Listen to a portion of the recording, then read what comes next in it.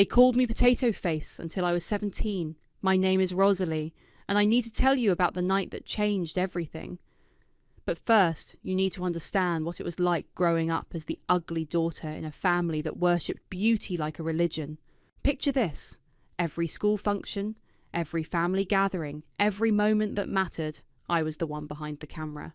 Not because I loved photography, but because that's where ugly girls belonged. In the shadows, capturing everyone else's perfect moments. "Rosalie, get the camera," Mum would say, her voice dripping with that fake sweetness she reserved for public spaces. "You're so good at getting everyone's best angles." Translation: you don't have any good angles yourself, so make yourself useful. My sister Jordan never had to hold a camera. Jordan was everything I wasn't. Blonde where I was brunette, clear-skinned where I battled acne, confident where I mumbled. She floated through life like she was born for spotlights, and maybe she was. Mum certainly thought so.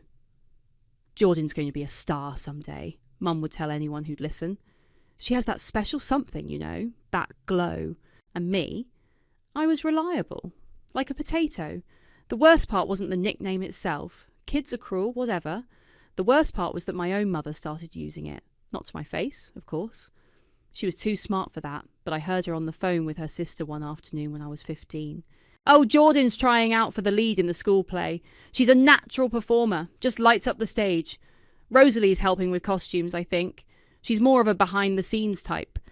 You know how it is. Some girls are roses, some are, well, potatoes. Both necessary, but only one gets the bouquet." I stood in the hallway holding a basket of laundry, feeling something cold and sharp settle in my chest. That's when I started planning my escape, though I didn't know it yet. Senior year brought prom season, and with it, the final humiliation that would set everything in motion. "Mum, I think I want to go to prom," I said one evening over dinner. The words felt foreign in my mouth, like speaking a language I'd never learned. Jordan looked up from her salad, eyebrows raised. "Really? Did someone ask you?" "I thought maybe I could go with friends." "Honey," Mum interrupted, setting down her fork with that gentle tone that always preceded devastation. "Prom is expensive. The dress, the hair, the makeup. It's a lot of investment for one night. I have money saved from my job at the bookstore." "It's not about the money, sweetheart." Mum's smile was patient, practiced. "It's about, well, prom is really for girls who are going to shine, you know. Girls like Jordan. You'd probably be more comfortable helping her get ready. You're so good at that kind of thing." Jordan nodded enthusiastically. "Yes. Rosalie, you could do my makeup. You're actually really good at it when you try." I looked at my father, hoping for backup, but he was already buried in his phone. He'd checked out of Family Dynamics years ago, leaving Mom to rule our little kingdom of conditional love. "I'll think about it," I said quietly, but I didn't think about it. I went to the mall the next day and bought a dress with my bookstore money. Nothing fancy. A simple black number that made me feel almost pretty under the dressing room lights. I scheduled a hair appointment and even splurged on professional makeup. The night of prom, I came downstairs in my dress, heart hammering with nervous excitement. Maybe I wouldn't be the prettiest girl there, but I felt good. I felt ready to be seen. Mum was adjusting Jordan's tiara when she saw me. Her face went through several expressions: surprise, confusion, and finally something that looked almost like pity. "Oh, honey," she said softly, "you look nice." Nice. The word hit like a slap.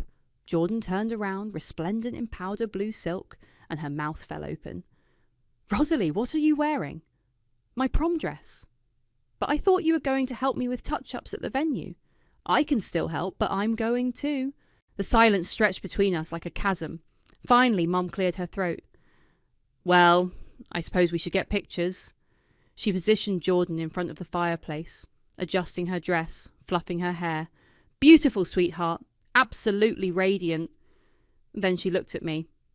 "Rosalie, why don't you stand there?" She pointed to a spot slightly behind and to the left of Jordan. "Perfect." Click, click, click. Later that night, after prom, after dancing alone while Jordan held court with the popular kids, after coming home with mascara smudged and dreams deflated, I found Mom showing the photos to our neighbour, Mrs. Patterson. "Doesn't Jordan look stunning? She's just star material, that one. Natural-born beauty." Mrs. Patterson squinted at the photos. And this is Rosalie? Oh yes, that's our little potato. Reliable as always, but... Mum's voice dropped to a whisper, but I heard every word from the kitchen doorway. She's just not star material. She's a potato. Reliable, but nothing to look at. That night, I packed my bags and my silence. I was done being the potato in a family of roses. It was time to plant myself somewhere else and see what I could grow. 3 years later, I was elbow deep in bread dough at 5 a.m. in a tiny bakery in Milan, speaking broken Italian to customers who barely noticed me. Funny how some things never change. "Rosalie, table 7 wants another cornetto," called Marco, the owner, from behind the espresso machine. I wiped flour from my hands and grabbed the pastry, weaving between cramped tables filled with business people scrolling their phones. The morning rush was always chaos. Steam from the coffee machine, rapid-fire Italian, the constant ding of the register. I'd been in Milan for 8 months, working at Dolce Mattina during the day and attending fashion design classes at night on a partial scholarship. My Italian was getting better, my bank account wasn't, but for the first time in my life, I was invisible by choice, not because someone decided I wasn't worth seeing. "Grazie," the customer at table 7 mumbled without looking up from his newspaper. I was turning to go back to the kitchen when someone cleared their throat behind me. "Excuse me." I turned around. A man in his 30s sat at the corner table, expensive camera hanging around his neck, watching me with the kind of intensity that made my skin crawl. Great. Another tourist, who thought the local help was part of the scenery. "Can I help you?" I asked in English, recognising his American accent. "You're not Italian." Very observant. He smiled at my sarcasm. "I'm Drew. I work in fashion, scouting, mostly. And I've been sitting here for 20 minutes watching you move." My stomach dropped. "Look, if this is some kind of... You have the most interesting face I've seen in years." I actually laughed. "Right, good one. I'm serious." He pulled out his phone, showed me his Instagram, hundreds of thousands of followers, photos of models I recognised from magazines. "This is what I do. And you have something most of these girls spend thousands trying to achieve." "What's that?" "Authenticity. There's a sadness in your eyes, like the Mona Lisa, but also strength. The camera would love you." I stared at him, waiting for the punchline. When it didn't come, I shook my head. "You've got the wrong girl. I'm nobody special." "Who told you that?" The question hit like a physical blow. I could hear Mom's voice, Jordan's laughter, years of being told I was the supporting character in everyone else's story. "Everyone," I said quietly. Drew leaned forward. Well, everyone was wrong. Marco called my name from the kitchen, breaking the spell. I hurried away, but Drew didn't leave. He ordered coffee after coffee, watching me work, occasionally scribbling in a notebook. During my break, he approached again. "I want to take some test shots, nothing weird, just headshots. See how you photograph." "I don't have money for..." "No charge." "I think you could be something special, but I need to see how the camera sees you." That afternoon, after my shift, I found myself in Drew's temporary studio, really just a rented apartment with good lighting. He was professional, respectful, talking me through poses while his camera clicked. "Turn your chin slightly left. Good. Now look at me like I just told you something that surprised you. Click, click, click." "You're a natural," he said, checking the shots on his camera. "Look." He turned the screen toward me, and I barely recognised myself.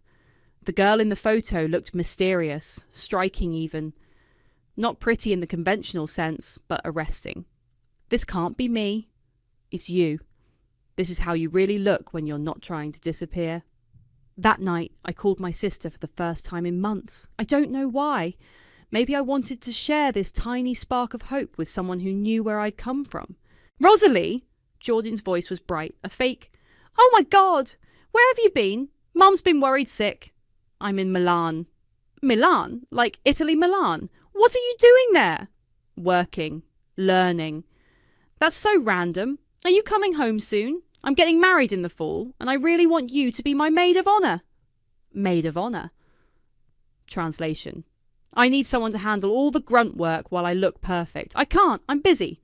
"Busy with what?" "It's not like you're doing anything important." There it was. The casual dismissal, delivered with a laugh like it was a joke we both shared. I hung up without saying goodbye and blocked her number. 2 weeks later, Drew called with news that would change everything.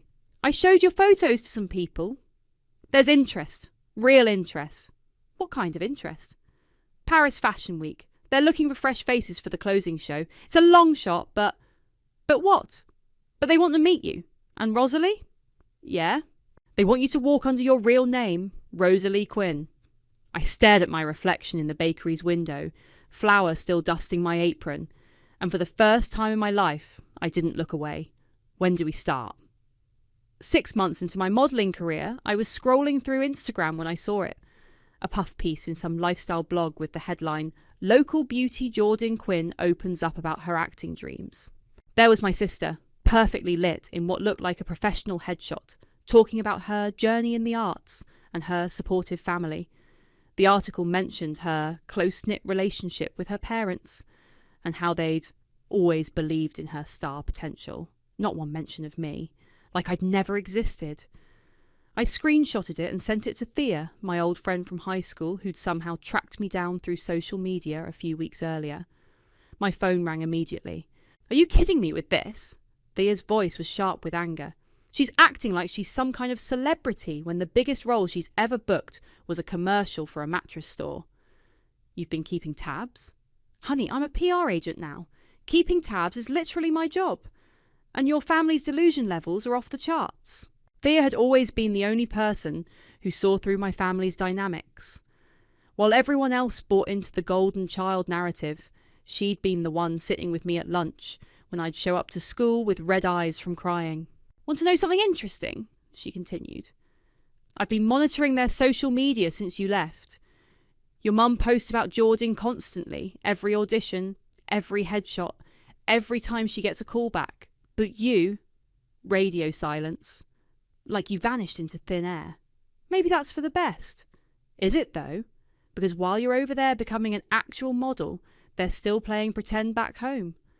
I was quiet for a moment, staring at the article. What are you suggesting? I'm suggesting that maybe it's time they knew what they lost. That conversation planted a seed. Over the next few weeks, as I booked more jobs, small editorial spreads, a campaign for an Italian jewellery brand, I started working with Thea unofficially. She helped me navigate the social media side of modelling, building my presence strategically. The key, she explained during one of our video calls, is controlled mystery. Give them just enough to be intrigued, but not enough to get the full picture. I posted photos from shoots with my face partially obscured, a silhouette against Milan's skyline, my hands holding a coffee cup with just my lips visible, artistic shots that showed my work without revealing too much. Your engagement is insane, Thea said, pulling up analytics on her laptop. People are obsessed with figuring out who you are. Good or bad obsessed. The best kind. You're the mystery girl everyone wants to solve. Meanwhile, Drew was pushing me toward bigger opportunities. We'd developed an easy working relationship. He was professional, never crossed lines, but genuinely invested in my success. There's a charity gala next week, he said over coffee near his studio. High-profile fashion crowd. You should go. I don't really do events. That's exactly why you should go. The industry loves an enigma, but they also need to see you can handle the social side. The gala was at a palazzo in Milan's fashion district. I wore a simple black dress, nothing flashy, but well-tailored. The goal was to blend in, observe, maybe make a connection or two. I was standing near the bar, nursing a glass of wine, and watching Italy's fashion elite air kiss and network, when someone bumped into me. Sorry, so sorry, the woman said, in accented English. She was stunning. Tall, sharp cheekbones, the kind of effortless elegance that screamed money and breeding.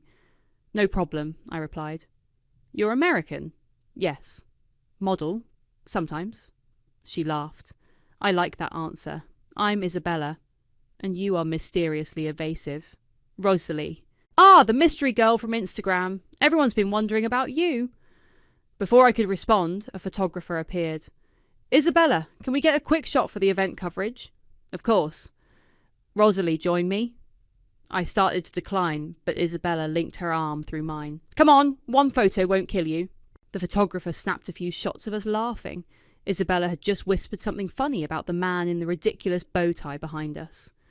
For a moment, I forgot to be guarded. I just smiled. That photo went viral overnight. Not because of Isabella, though she was well known in fashion circles. It went viral because of me, specifically because someone zoomed in on my wrist and spotted the small tattoo I'd gotten in Milan. A tiny potato, simple line art, barely visible unless you were looking for it. The internet went crazy trying to decode it. Fashion blogs picked it up. Who is the mystery model with the potato tattoo?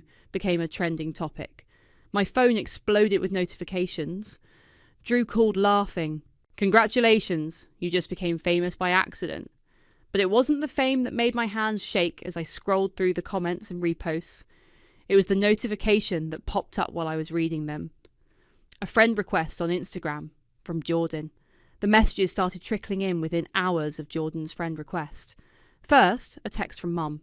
Honey, we saw some photos online. Is that really you? Call me. Then Jordan sliding into my DMs like we'd been chatting every day. OMG, Rosalie! I can't believe my little sister is a model now. So proud of you. We need to catch up ASAP. I screenshotted everything and sent it to Thea. They found you, she texted back immediately. What's the play? Ignore them. Or, hear me out. We could have some fun with this. My phone rang before I could respond. Think about it, Thea said without preamble. They spent years making you feel invisible. Now you're getting attention they could never dream of, and suddenly they want to be part of your story. What are you suggesting? Document everything. Every fake sweet message, every attempt to ride your coattails. Trust me, this is just the beginning. She was right. Over the next few days, the messages multiplied. Mum, we always knew you had potential, sweetheart. Remember how I used to say you had interesting features? I'm so glad you finally found your confidence. Jordan, I've been telling everyone about my model sister. Maybe we could do a shoot together. Sister goals. Even my dad emerged from his usual silence. Saw the article about you in that fashion magazine? Good for you, kiddo. What article? I googled myself and found it. A small piece in Vogue Italia about emerging faces to watch. They'd used the gala photo and mentioned my enigmatic presence and unconventional beauty. I was reading it when Drew called. We need to talk. Can you come to the studio? 20 minutes later, I was sitting across from him in his cluttered workspace, watching him pace. The Paris Fashion Week opportunity is real, he said, but there's a complication. What kind of complication? Someone's been digging into your background, asking questions about your family, your past. My stomach dropped. Who? I don't know yet. But whoever it is has connections. They've been reaching out to people back home, trying to get information about you. What kind of information? The kind that could be spun into a story. The ugly duckling narrative, family drama, whatever sells magazines. I thought about the messages from Mom and Jordan, their sudden interest in reconnecting. Do you think it's them? I don't know, but we need to be prepared. That evening, I was walking back to my apartment when my phone buzzed with a call from an unknown number. Hello? Rosalie? It's Isaac. Isaac Porter. I'm a designer working on the Paris show. I'd heard of him, young, talented, known for dramatic presentations that made headlines. How did you get this number? Drew gave it to me. We need to meet, tonight if possible. Why? Because someone's trying to sabotage your debut and I think I know who it is. An hour later, I was sitting in a wine bar near the Navigli, across from a man with sharp features and intense dark eyes. You're being played, Isaac said without preamble. The whole mysterious backstory angle. Someone's been feeding information to the press, but not the kind that makes you look good. What do you mean? I mean, there's a story being shopped around about the poor American girl with the tragic family situation who's using modelling as revenge against her beautiful sister. The words hit like ice water. That's not... I know it's not true. But truth doesn't matter if the story's compelling enough. Who would do that? Isaac leaned forward. Someone who benefits from you looking unstable or vindictive. Someone who wants you to fail. My phone buzzed. Another message from Jordan. I saw the Vogue piece. I'm so happy for you. Maybe I could visit Milan soon. I've always wanted to see Italy. We could make it a sister trip. I showed Isaac the message. He read it and shook his head. Classic. Plant the seed that you're estranged from your loving family, then swoop in publicly to reconcile right when you're getting attention. But how would she even know to do that? She doesn't have to be the mastermind. Someone could be coaching her, using her. I scrolled through the other messages, seeing them with new eyes. The timing, the language, the sudden shift from years of silence to overwhelming support. What do I do? Isaac smiled, and it wasn't entirely pleasant. You beat them at their own game. How? By controlling the narrative. You want to know something about me, Rosalie? I didn't get where I am by playing nice. I got here by being smarter than the people trying to tear me down. He pulled out his phone and showed me a photo, Jordan at some local event, looking slightly desperate in an ill-fitting dress. Your sister's been trying to book modelling gigs since your story broke. Posted this yesterday with the caption, "Following in my sister's footsteps." She has 12 likes. The contrast was stark. While I was being featured in actual fashion publications, Jordan was posing at what looked like a mall opening. The beautiful thing about revenge, Isaac continued, is that sometimes you don't have to do anything. Sometimes people destroy themselves trying to compete with you. My phone buzzed again. This time it was Mum. Jordan showed me her new headshots. You girls are both so beautiful. Maybe you could put in a good word for her with your contacts.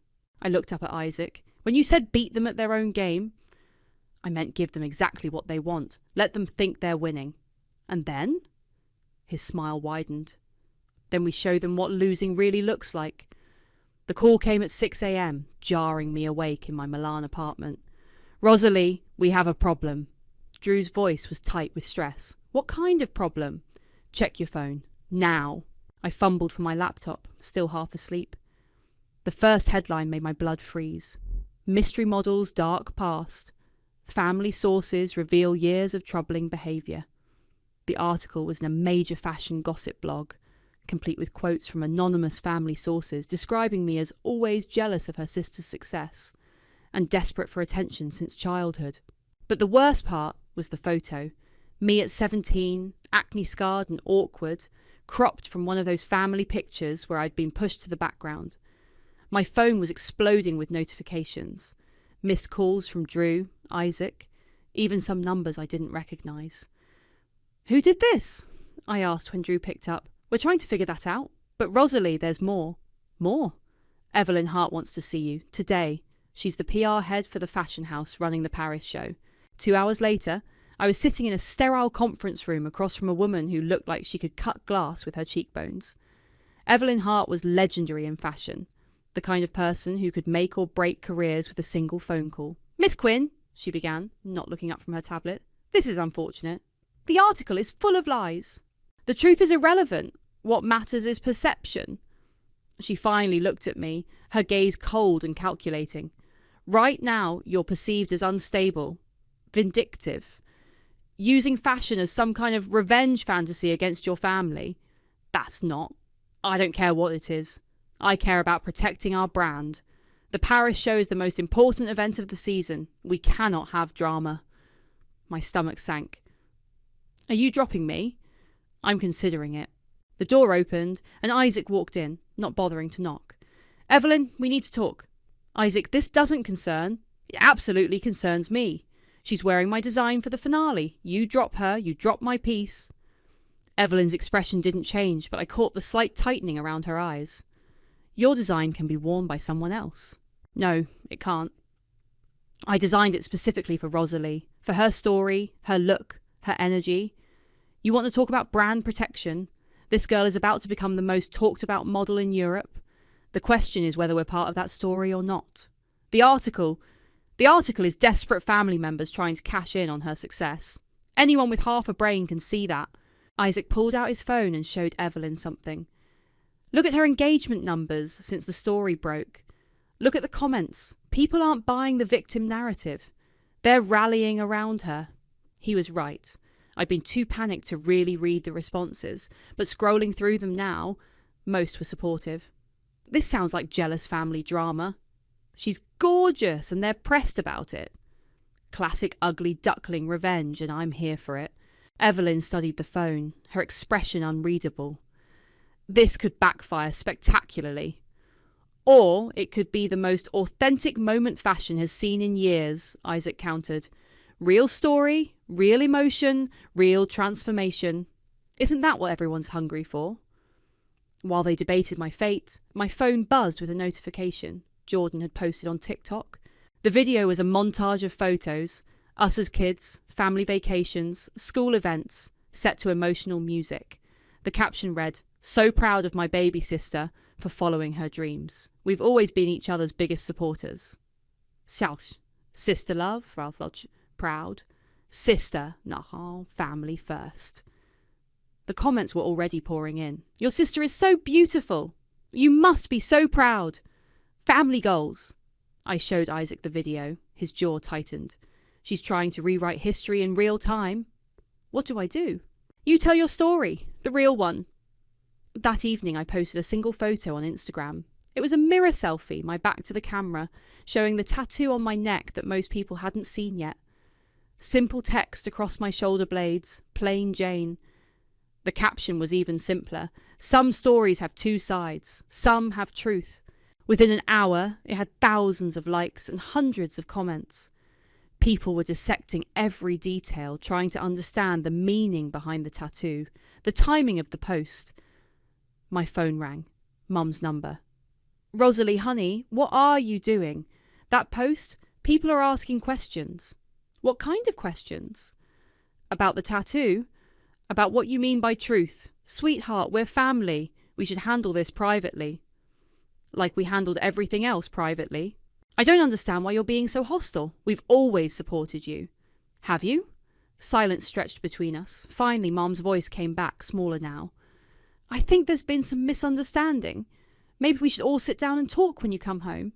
"I'm not coming home." "But Jordan's wedding." "I'm busy that weekend." "Doing what?"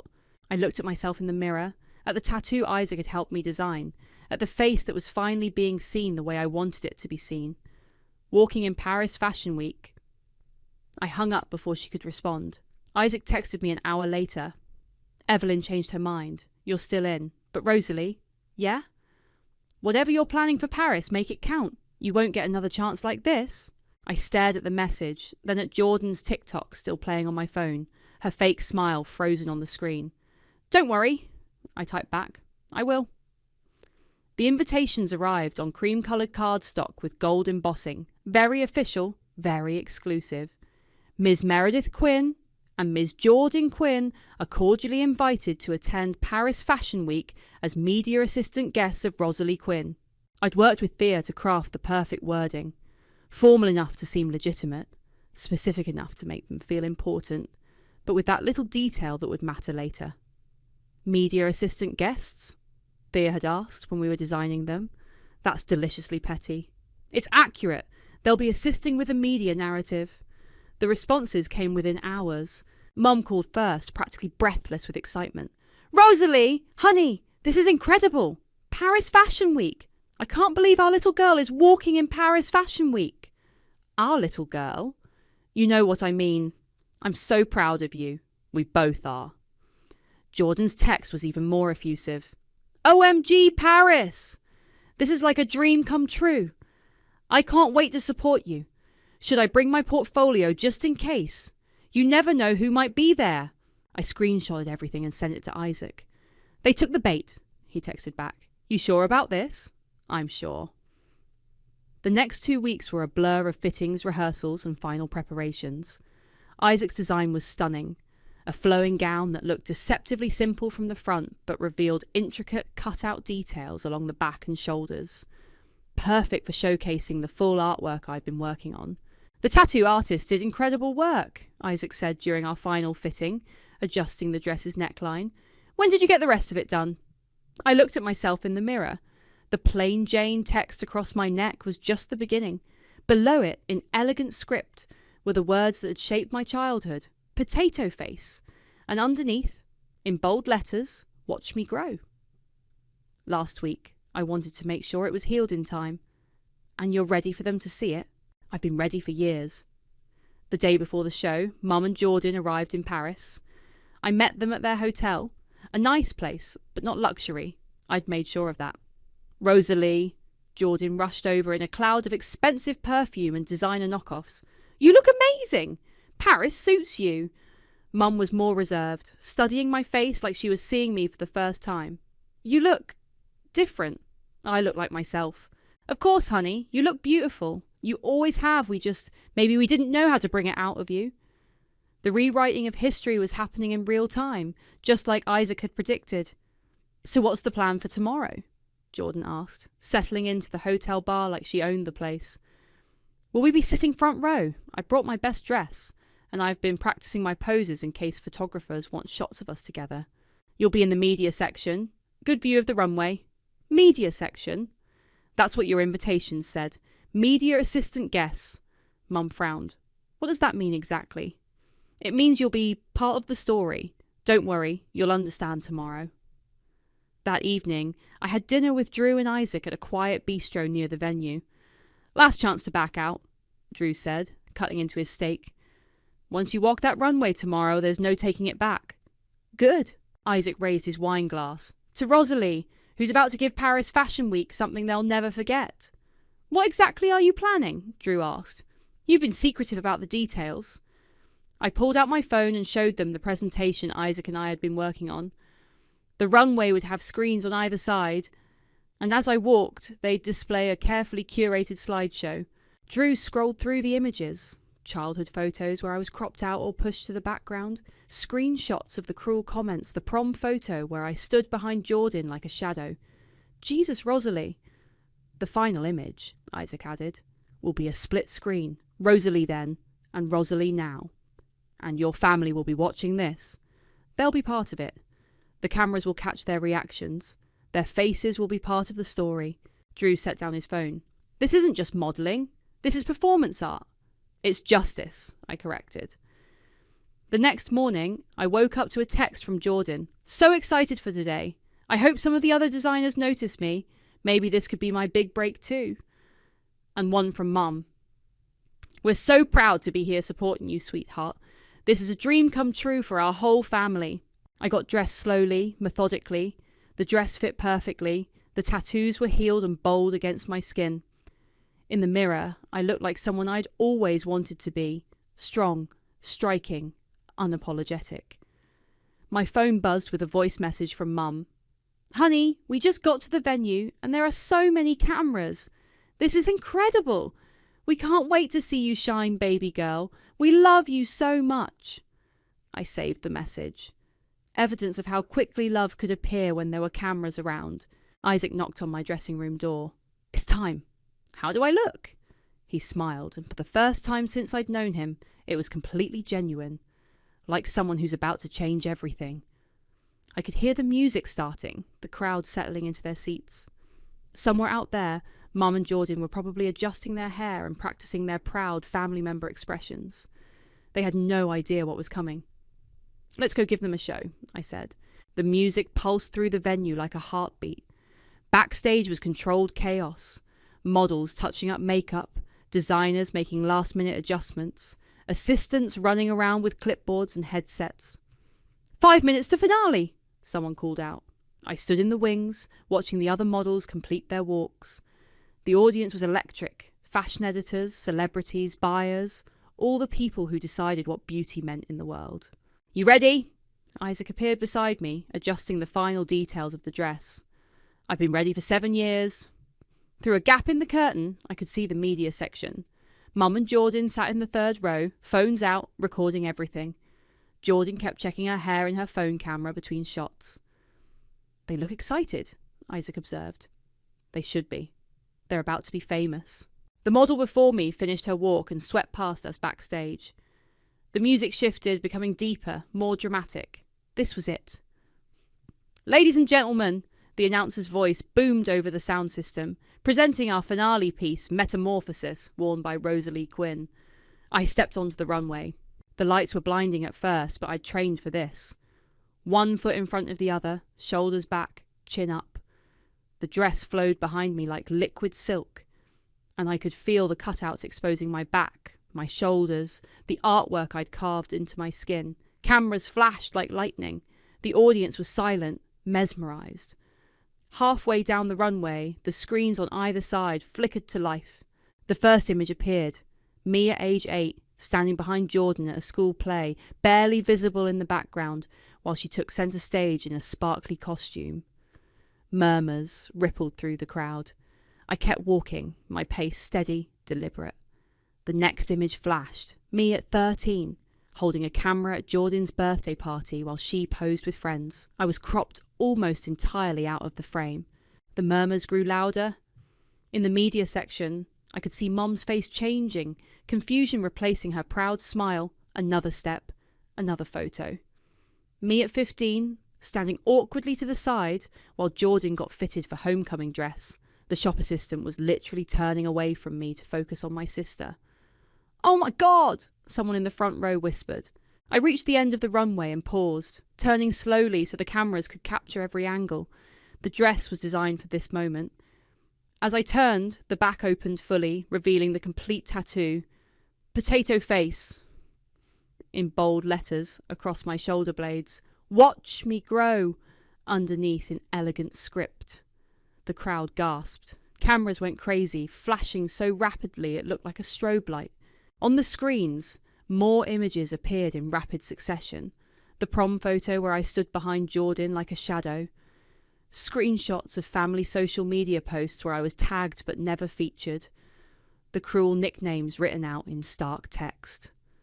I began walking back, and the final image appeared on the screens. It was a split screen. On the left, me at 17, acne-scarred and miserable, holding a camera at yet another family event. On the right, me now, walking this runway, owning this moment. The caption appeared below, "They never saw me coming."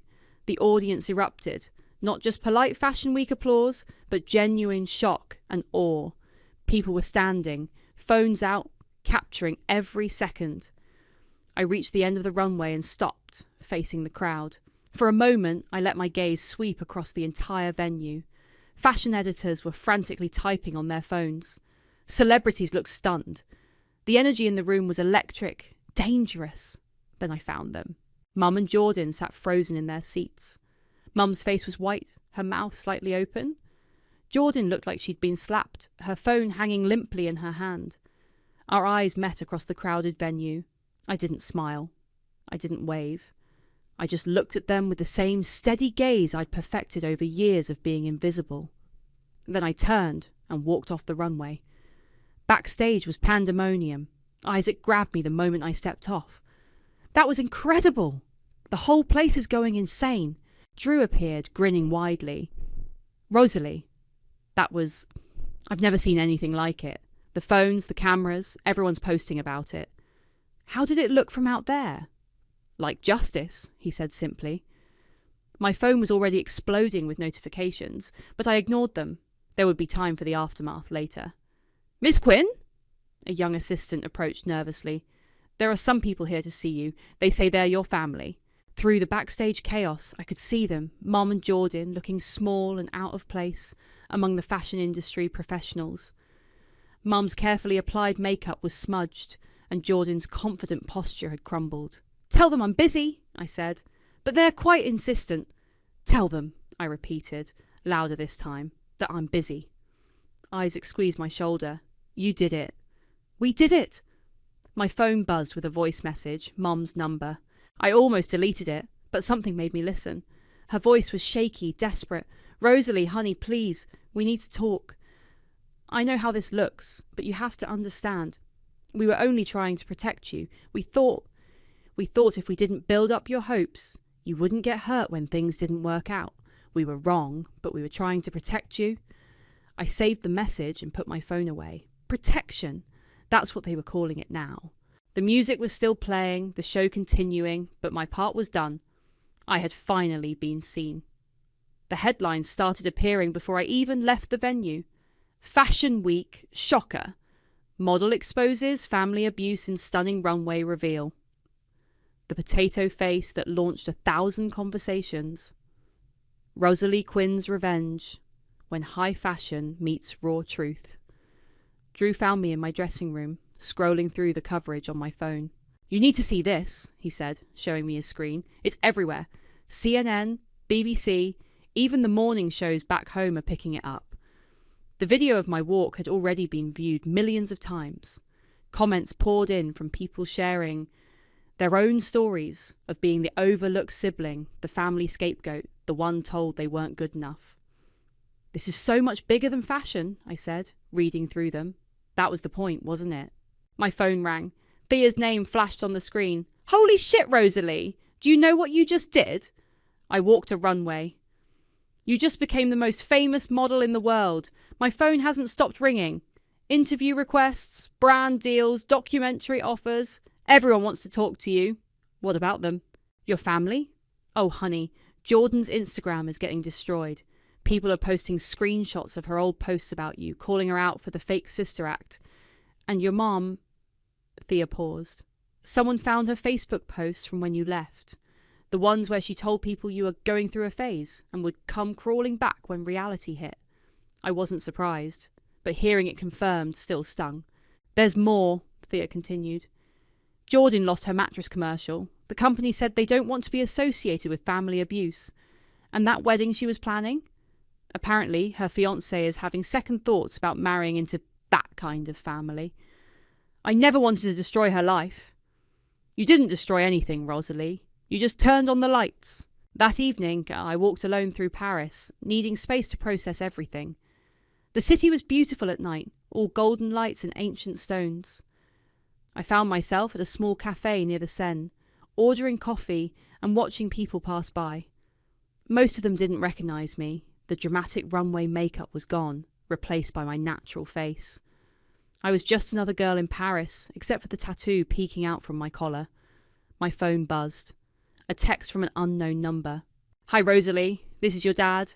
I know we haven't talked in years, and I know I failed you.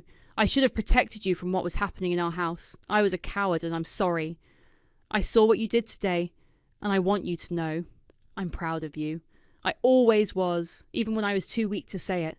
I found something I think you should have." The next message was a photo. It was old, faded at the edges. Me as a little girl, maybe 6 years old, holding a toy camera and grinning at whoever was taking the picture.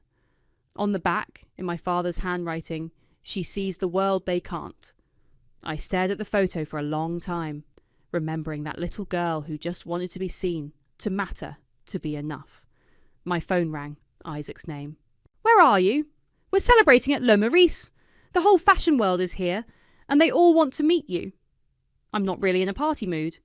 "Rosalie, you just changed the entire conversation about beauty, family, authenticity. Do you understand what you've accomplished?" I looked around the cafe, at the ordinary people living their ordinary lives, and realised something had shifted inside me. The anger that had driven me for so long was still there, but it felt different now.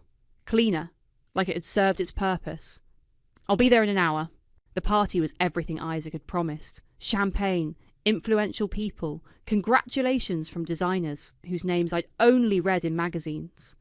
But the moment that mattered most came when a young girl, maybe 16, approached me nervously. "Excuse me, are you Rosalie?" "Yes." "I just wanted to say thank you. I'm the ugly sister too, and seeing what you did tonight, it made me feel like maybe I'm not as invisible as I thought." She walked away before I could respond, but she didn't need to stay. She'd already given me everything I needed to hear. Drew appeared beside me with 2 glasses of champagne. "So, what's next for the girl who broke the internet?" I thought about the offers Thea had mentioned, the opportunities that would come from this moment. But mostly I thought about that little girl with the toy camera and how she'd grown into someone who could finally light up the stage. "I think," I said, raising my glass, "I'm just getting started." The cameras flashed around us, but for once I wasn't trying to disappear from the frame. Turns out being the one in the shadows makes you really good at lighting the stage.